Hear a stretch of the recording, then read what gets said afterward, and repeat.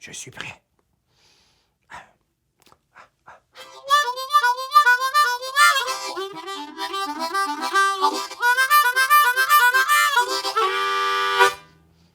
Alors, maître, comment trouvez-vous mes triangles? C'est bien, jeune apprenti. Tu as bien pratiqué tes triangles rectangles. Tu es maintenant prêt pour un nouveau niveau.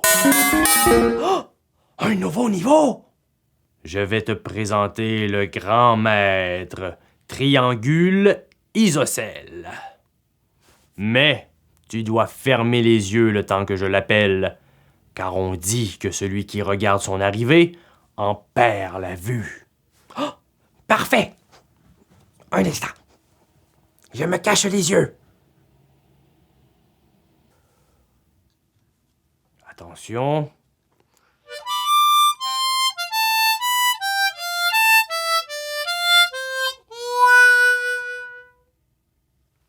Ferme bien les yeux.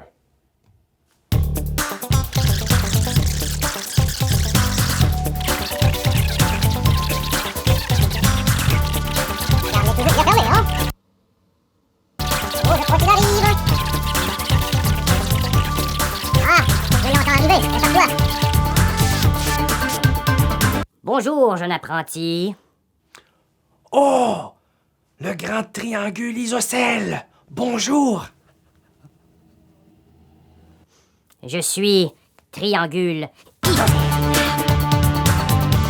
Et je vais t'enseigner le triangle isocèle. C'est parti!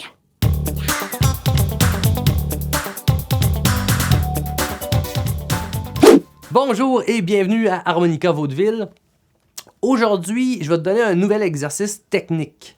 Parce que quand tu pratiques souvent, si tu te demandes quoi faire dans ta pratique, je te conseillerais de commencer par une pièce que tu connais déjà, que tu as du plaisir à jouer, que tu commences à bien maîtriser. Comme ça te réchauffe bien sans te faire forcer ou stresser sur la difficulté de la prochaine pièce.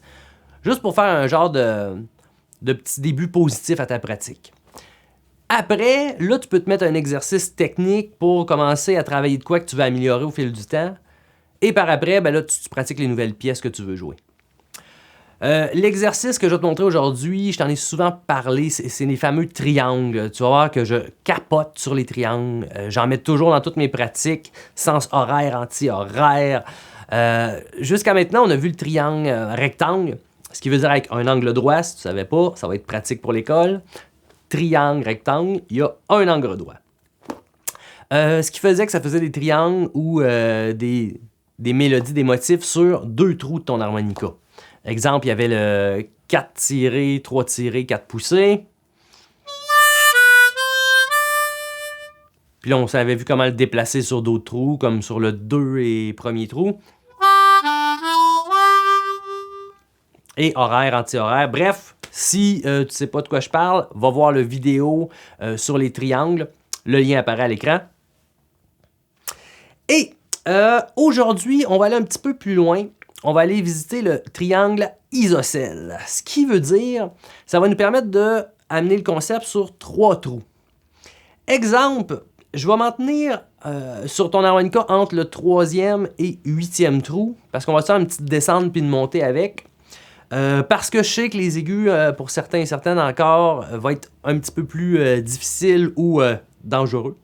Et le 2e trou amène encore des difficultés à plusieurs, donc je vais vous donner une chance.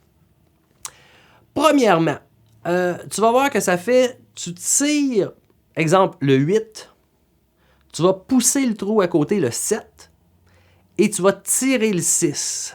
Ce qui va te donner un triangle, si tu le répéterais, écoute bien.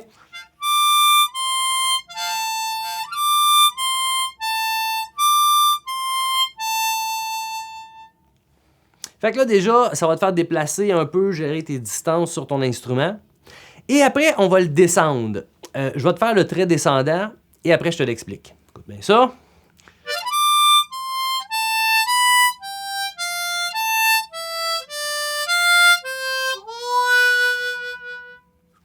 Tu vois, c'est super beau. Tu vas pouvoir mettre ça dans tes solos. Comme je te dis, comme exercice technique, c'est très zen, je trouve. Je le trouve presque plus mélodieux, le triangle isocèle, que le triangle rectangle, quoique le triangle rectangle a des petits moves intéressants pour la main. Donc, pourquoi je dis qu'il est intéressant celui-là, c'est que quand tu vas coller deux triangles, il y a un phénomène qui va arriver, c'est que si tu remarques bien, quand je vais être sur mon 6, c'est comme la fin du premier triangle, le deuxième commence sur le 7. Je ne vais pas séparer mon air, donc je ne vais pas faire ceci.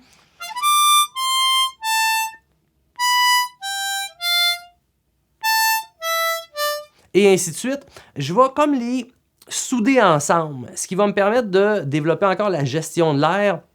Quand j'ai deux trous conjoints à inspirer ou expirer, souvent, je vais prendre un trait d'air. Donc, une fois que je suis sur le 6 tiré, j'arrête pas mon air, je fais juste déplacer mon harmonica et je me retrouve sur le 7. Sauf que ça va donner ceci.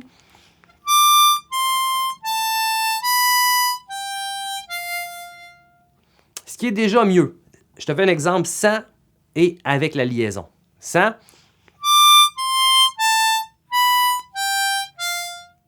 Et avec.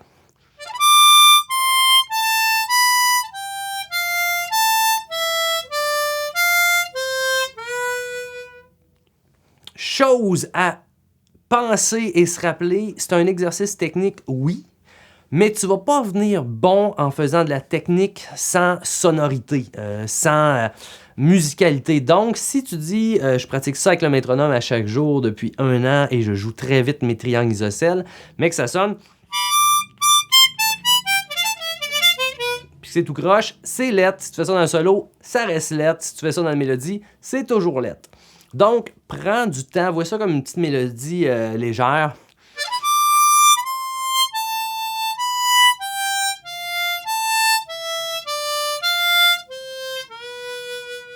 Pratique les doux, pratique les forts, pratique les moyens. Et ça va vraiment te permettre de développer une technique et une musicalité. Qu'est-ce qui est intéressant, c'est que si je le fais en tai chi, ça fait... ton 8, hein? Tire, pouce, tire, pouce, tire, pouce, tire, pouce, tire. Tu vois que quand je coupe pas ma respiration, au lieu de dire tire, tire, pour mon cerveau, j'aime mieux dire tire. Fait que ça fait déjà le lien. Donc, si tu le pratiques juste en le disant, on va le faire encore. Tire, pouce, tire, pouce, tire, pouce, tire, pouce, tire. Puis tu vois que le geste il est plus beau. Si je couperais, ça ferait tire, pouce, tire, tire, pouce, tire. Tu penses que c'est du tai chi, il faut vraiment que tu raffines le geste et dans le son, ça va paraître. Donc, une fois que tu es rendu sur le 3e trou, ben, tu peux recommencer en montant. Donc, je te descends une fois.